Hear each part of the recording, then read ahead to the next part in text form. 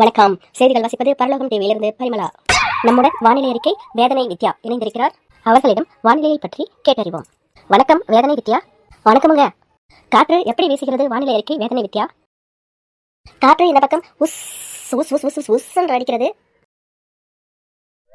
இந்த பக்கம் வீசும் காற்றானது கலசல கலசல கலச கலசலான குத்தாட்டம் போடுகிறது.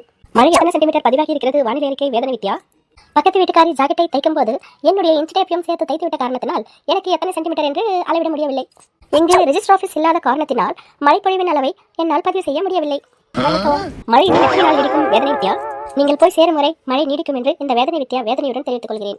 வெள்ளம் வந்தா என்ன செய்யணும்னு நீங்க மக்களுக்கு சொல்லுங்க. வெள்ளம் வந்தா வடுக்கன்னு பிடிங்கி டக்குன்னு பொங்கல் செஞ்சு சாப்பிட்டு குப்புறப்படுத்து தூங்கணும். வேதனை வித்யா, நான் மழை வெள்ளத்தை சொல்கிறேன்.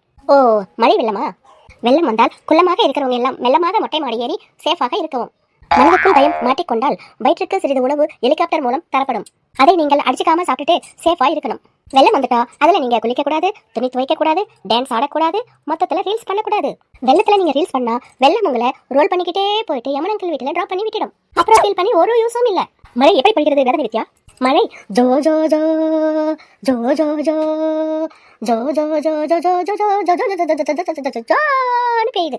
அப்புறம் முக்கியமான விஷயம் தான், மழை வெள்ளத்தை பால் மட்டும் வாங்க போகாதீங்க. அப்படி நீங்க பால் வாங்க போனீங்களா நீங்க வாங்கின பாலை வச்சு உங்களுக்கே ஊத்த வேண்டியது இருக்கும். அலங்கார பந்தலிலே அலங்கார